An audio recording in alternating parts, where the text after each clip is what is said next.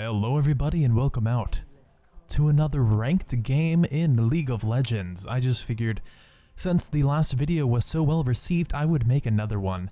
And I would play some more ranked games. So the last game that you guys saw, the Mordekaiser mid, I was able to qualify for my series to Gold 3. This is now my first game in that series. And I was actually thinking about playing Mord again, although I know you guys are probably tired of seeing me play him. But I didn't realize it was my turn to lock in a champion, and so I always choose ANIVIA as my, like, this is what I'm going to pick, because I always feel like people are going to get mad if I choose Mord for that, and so I just had to click lock in with like a sliver left. I honestly have, oh, I guess it's a Kog'Maw mid. I kind of thought it was going to be an Aurelion Sol mid, you know, because of the way it is. These are some weird teams. This is basically like directly in the middle of bronze and diamond. We got the best of it all. But you know what? I feel pretty confident on ANIVIA, and so I'm going to do my best this game to carry. Basically what I'm going to do is early game, I will farm and farm and farm and play very, very safe. Much like Sky Williams likes to say over and over, I will play like a bitch. Although, if I do find a chance to land a nice stun combo on my opponent and force him out or force him to be a little cautious, then I will do so. But I should never feel like I need to fight someone else unless they can outscale me. Although Kog'Maw does scale very, very, very well, as an ANIVIA, I can pretty much shut him down with my Q and my ultimate later on in the game, and so I'm not going to be too afraid. And since he has such strong auto attacks, I feel like fighting him early on might be really tricky unless I can just land my combo and then get out, because if I try to duel with him, then eventually his auto attacks are going to out-damage me.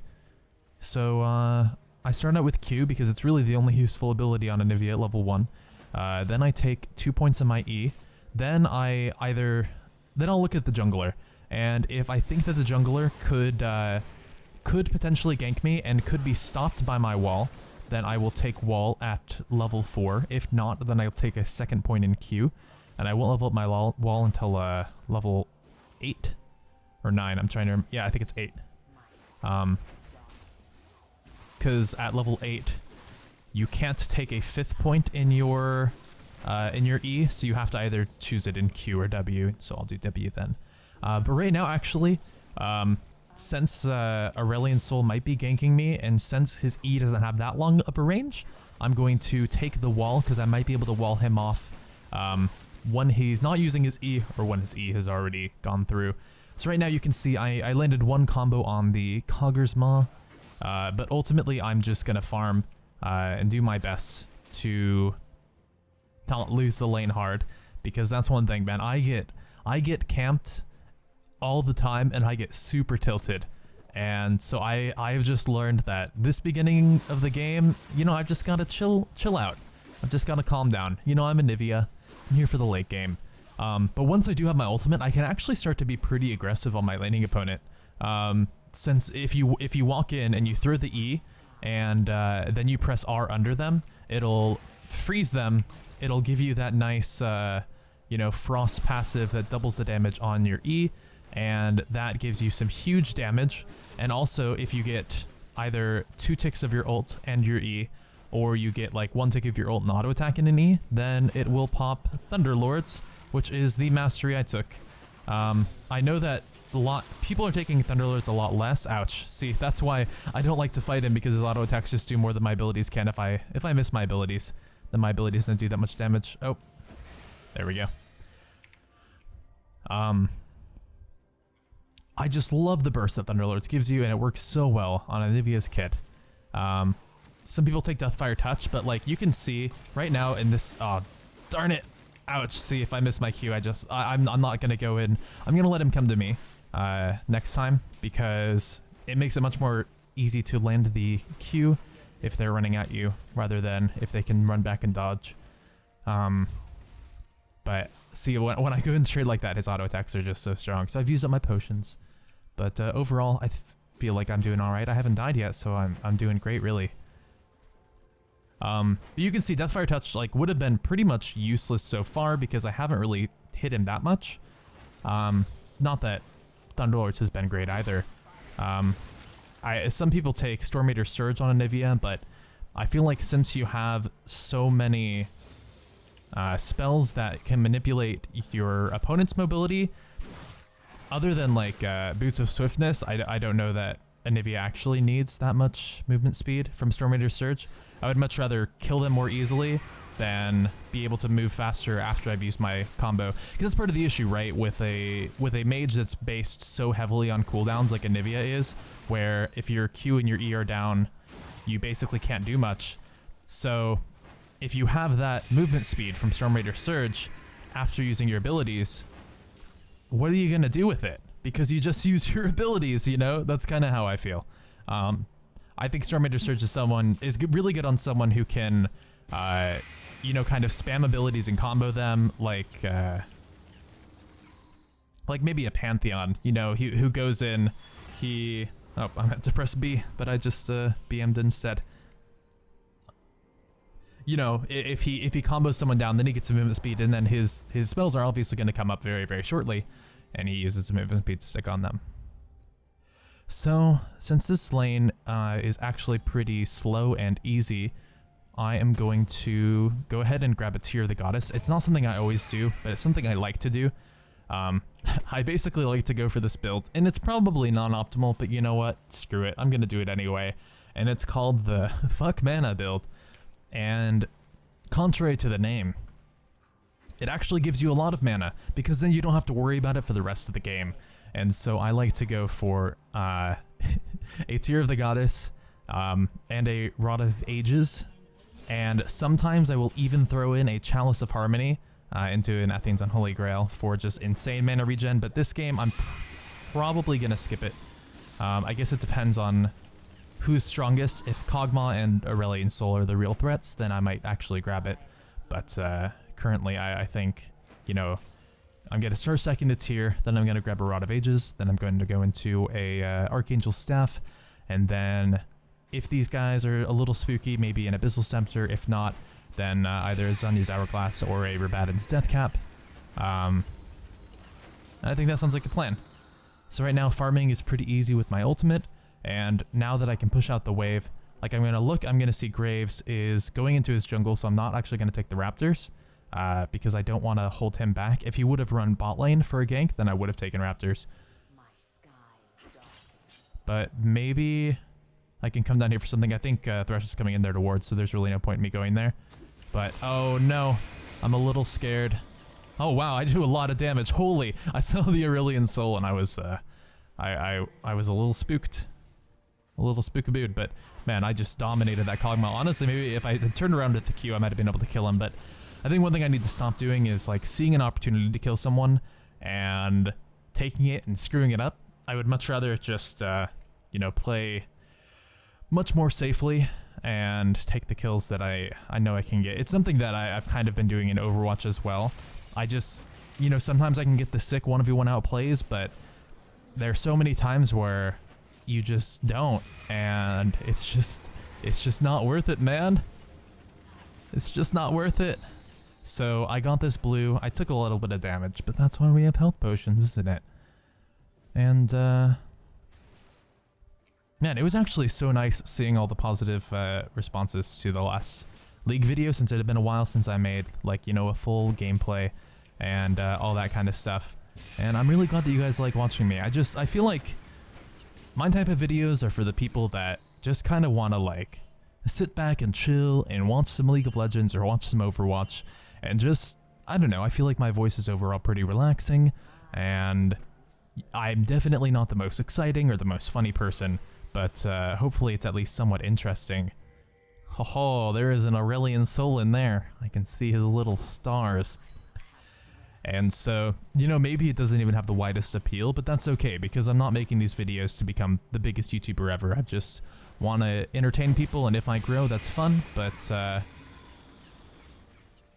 you know, I'm not gonna, like, change my material just so that it can be more widely appealing. Like, if I wanted to do that, then what I honestly would have done is I would have just tried to become, like, the PewDiePie of Overwatch, and just make, very... Oh, he got it. he got the flash. Make like very easy to digest videos for a very young audience that really like excitable, spasmastic. Is that a word? I don't think so. But just, you know, like the overreacting people. And I thought about it and I was like, you know what? I bet those kind of videos would get a lot of views since this game's going to be available on console and there'll be a bunch of 12-year-olds who play Overwatch and I could make videos for them. But then I'm like, eh. And so I'm like, you know what? I'll make videos for older teens or 20-year-olds or even adults who just want to watch some video games and have a nice voice behind them. And one thing that also feels good, like, so I obviously don't put a lot of editing in my videos, and it's not because I don't have the ability to, because I actually feel like I'm very good at editing when it comes to using After Effects and creating nice motion graphics and typography and things like that. The reason I don't do it is because I don't honestly have that much time to make videos like these, especially since I'm trying to make them pretty much daily. But I've told you guys before that I do edit for other YouTubers, and the feeling of like putting a lot of work into a video and seeing it do well is absolutely amazing. And it's something that I probably honestly won't see that much on this channel, just because I think the frequency and the general I don't know, general reception of this style of videos is what I'm gonna focus on. But you know, I just made a oh man, the sick flash. Oh, but he just runs right into the hook anyway. Oh, he dodged so much, but he still dies. Feels bad. Anyway, I just edited a video about Kadarin, the like prototype champion that the guy Sam from Make-A-Wish helped design with Riot, and you know, it did really well. And even though I made a misspelling and people made fun of that, I was very happy with it. And that's a good feeling. And so maybe I'll make some, you know, like much more edited and, you know, kind of heavily processed videos on this channel when I have some time and inspiration. But currently, it's very fun making these gameplay videos, and I'm glad you guys like them. Oh, did you guys see that prediction? That was absolutely sick. I am an ANIVIA god. I'm just kidding. So there was one comment, and it baffles me on the last video, and maybe if you're watching, you can respond. So a few people back in my old Overwatch videos were like, "Oh, you should do some live commentary," and I'm like, "This is live commentary." And they're like, "Oh, oops, my bad." So I've done a couple post-commentary videos, but I feel like they're very obvious, and I've never said that they weren't. Like if I make a video about a short topic, like about the Overwatch leveling system, or like the Zarya IRL video, obviously those are me recording and then putting that voice over gameplay. But everything else, you know, is live. And he replied to my Mord video about how, you know, people being upset that I post commentate, and I'm like, but no one's upset that I post commentate. Like no one said anything about that for, you know, a few weeks. And I'm like I hope no one thinks that about this video, because I'm like, you can hear me clicking, like you can hear my fingers on the keys doing what's in, like I'm running in circles now. I'm pressing my my mastery button, you know. I don't know. I thought that was funny, because I don't think people think that anymore. I think it's just because I have this really weird disconnect, and I notice it and I don't know what to do about it. I don't think it's a problem overall, but where if I'm like, you know, speaking a sentence, or if I have a thought, I will do my best to finish it, even if I am in a very intense fight, and it might come across as jarring with the way that I talk while I'm playing. I'm looking for, oh man, I don't want to teleport in on that. I was thinking about it, but, oh, actually, maybe I can come and stop them. Let's see. Kog'Maw has full health though, and that's something I'm a little worried about. Oh, but Aurelion Sol's so low. I'm going in. All right. Oh no, I was gonna try and flash it, but I did not, unfortunately. Oh no, they're coming in. All right, I think I'm gonna be fine. Yeah. All right. Well, I stopped them from doing dragon, so that's a thing. Phew. Can't believe Aurelian still was gonna kill his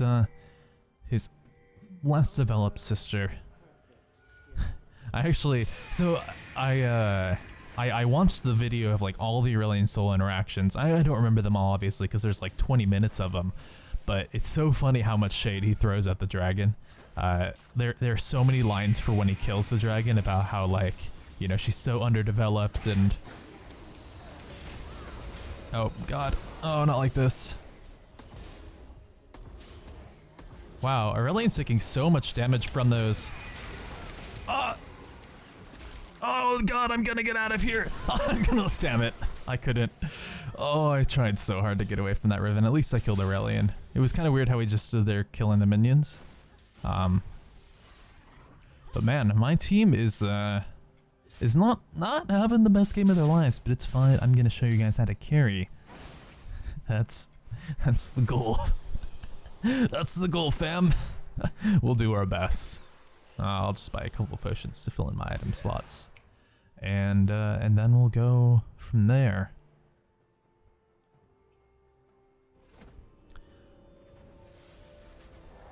But also, the Aurelian Soul voice, it's Neil Kaplan who does it. He is also like Optimus Prime. He's done a couple other big iconic voices. I think he's done a couple things for League, but it's so funny seeing that he's the voice for Aurelian Soul, and that Aurelian Soul is, you know, this like very snarky, sarcastic guy.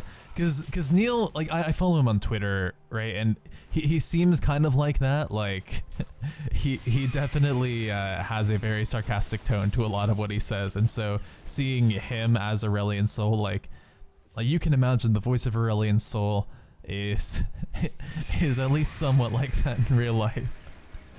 No, he seems like a funny guy though. Very talented voice actor, man. I tried to copy the Aurelian Soul voice, and I honestly feel like I got the voice down like pretty well. The vanilla voice of him, I practiced it for a while, but all of the extra effects on the voice were something I could not replicate for the life of me. And I tried all this audio editing to figure it out, and whoever does the audio at Riot is immensely impressive. But of course it's their job, and I'm just a casual, literally sitting in my bedroom. And so, you know, there are some different levels of quality to be expected. Whoa, what is this Riven doing? I feel like she's gonna bounce over this wall or something. Try some tricky business. I mean, if she's gonna suicide, like, Vlad is... See ya. Oh, she was trying some tricky business, but I knew better. Oh, Vayne, not like this. Ah, feels bad. Whoa, hello, Kog'Maw. Okay. See ya. Alright, Graves, you can live, I believe in you, man. Yes. Oh, no. Oh, feels so bad. Alright, let's just go and take this turret. I'm trying to carry him. 5-1 right now, guys. I am absolutely destroying them when I land that Q. Oh, Vlad is able to get it with the ult and with the ignite. That was absolutely devastating. Yo, I will see you later. Oh, I was trying to click my E, but I couldn't find him, but I was able to get it anyway. I think he kind of panic ulted, and that did not go as planned. Oh, I missed it. I've got to back out. Man, I keep trying to say Aurelian Soul. There we go. ANIVIA. ANIVIA is actually such a powerful champion. My goodness. She does so much damage. It's actually a little silly. It honestly feels unfair when I hit, like, when I don't have that many items, and I hit someone with a combo, and I just absolutely delete them. I'm not gonna take blue because I think he's actually, nope, he's, oh god. Oh, I should have gotten taken it. I was gonna say, like, I feel like Graves is doing alright, but I don't know that that's the case, because I have a blue, but I could always use more.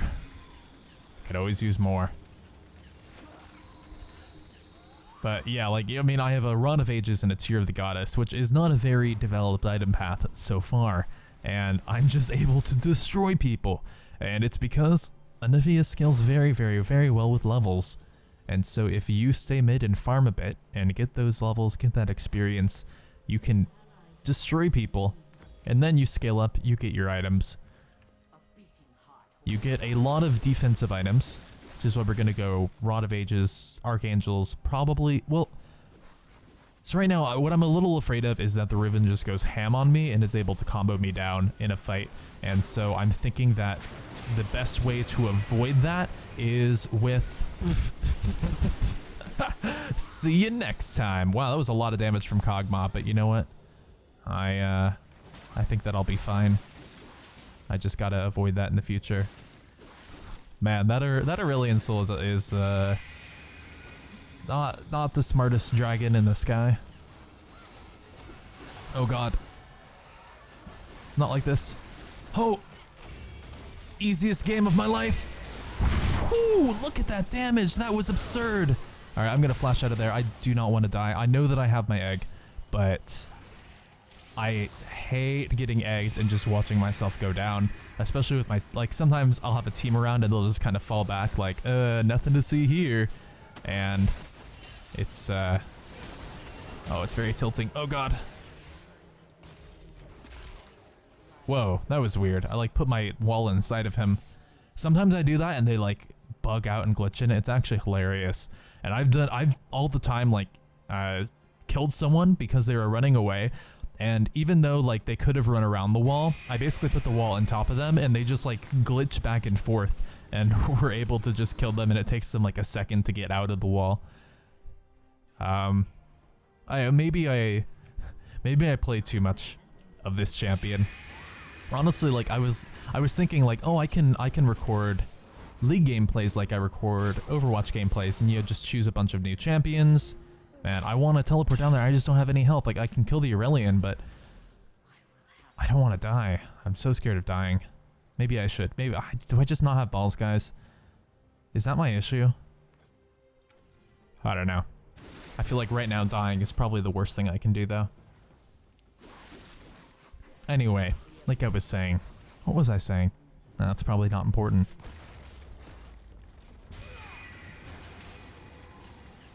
Look at that juicy CS. So we could be farming better, but overall I feel like we're doing alright, especially for being in Gold 4. Hey, if we win this and the next game, oh, you know what? I remember what I was talking about. I was talking about how I would be interested in recording, you know, a lot of League gameplays like I record Overwatch gameplays, kind of ankle spanking style where he does a bunch of different champions. But then I'm like, I kind of only play 2 champions, right? I play ANIVIA, and I play Mordekaiser. I've got like 145,000 Mord Mastery and like 135,000 ANIVIA Mastery.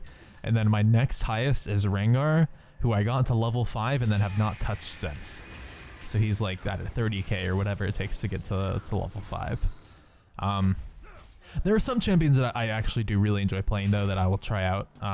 Aurelion Sol is actually one of them. I have so much fun playing him, and I actually typically do pretty well. He seems like he's in an okay spot.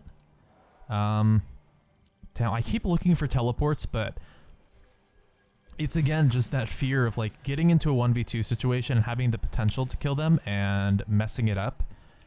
You know, at this point I give up a lot of gold on my shutdown, and overall this is a ranked game and I'm really trying to win for that LP. Alright, well they were not in there, but the pings were helpful. Thank you, team. Alright, we've almost sacked a Rod of Ages. And then since I'm doing pretty well, and I would kind of, I don't know, this is kind of where the decision is. So I basically get to choose, do I want to try and snowball my lead by doing more damage and grabbing Rabadon's death cap? Or do I want to snowball my lead by making myself unkillable? Oh. Or do I just want to suicide into the enemy team and egg myself, and then, oh god, please, Braum, die for me. Die for me. Oh no, no, oh, just as I'm talking about that, I go down. Oh, she gets the shield, and we just got destroyed in that fight. That was unfortunate. Our Graves is nowhere to be found. Our Vayne's a little late, and I got caught out by that Thresh. So you know what? That made my decision for me. I'm gonna get a Sonya's Hourglass. But basically, that's exactly what I was talking about. Do I want to deal more damage, or do I want to make sure I can live so I can keep doing the very high damage that I'm already doing? And I think right now that, you know, a Rabada's death cap would not have made that fight any better. A Sonya's Hourglass would have. And me not getting caught out by the Thresh would have been even better. Oh, that was embarrassing. I'm still 8-2 though. So we're gonna go back out there. Actually, I mean, Sylvain said like buy a Thornmails, and that's actually not the worst idea, because just like absolutely destroying any chance of Kog'Maw or Caitlyn or Riven killing me would be pretty nice. Oh, Graves just stole a dragon. That's convenient. Wait, are we taking Baron?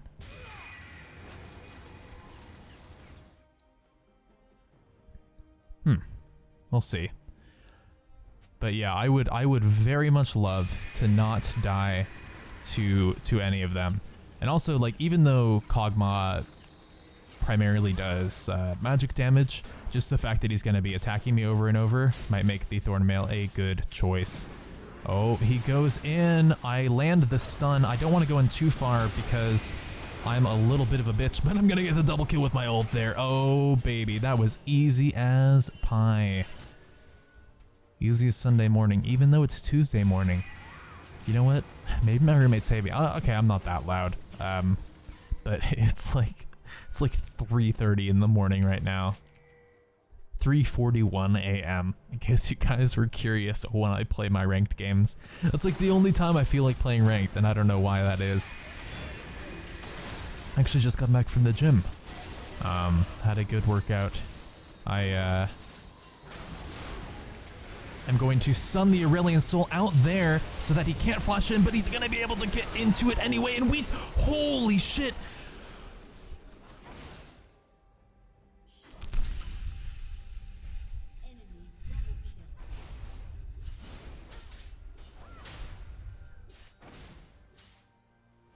Well, that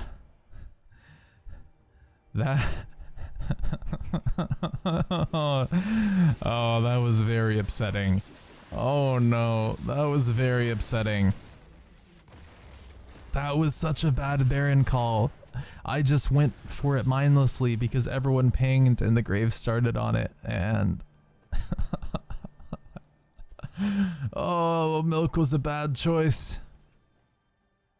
Oh, that was so much magic damage. I'm not getting a Thornmail. What's good on someone who attacks me over and over and over? I feel like a Randuin's. Isn't that? But Randuin's doesn't do that anymore, does it? That used to be the effect. Is it? Oh wait, no, it still has that effect that it slows them. Or is a Frozen Heart better? Nah, probably Randuin's. We're gonna get a Randuin's. Let's do it. Oh, that was so unfortunate. Oh man. We could have won the game if we had just gotten the Baron there and won the fight. Oh no, I meant to use my shield. I did not mean to. Sonya's there. Oh god, not like this. Not like this. Oh, I'm gonna block that. Yes, okay, I tanked it for my team, but are we gonna lose the game here? Oh no, holy shit. This is the one to put the...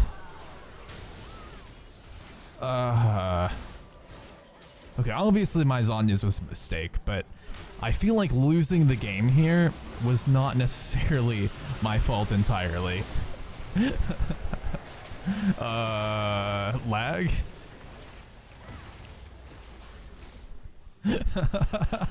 Holy shit, that was the worst thing to do. Fuck it, I'm uploading it anyway. As a testament.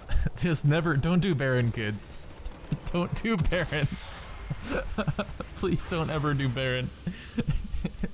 If you do Baron, your husband or your wife will leave you, and your kids will turn to drugs. If you do, Baron, you'll vote for Donald Trump.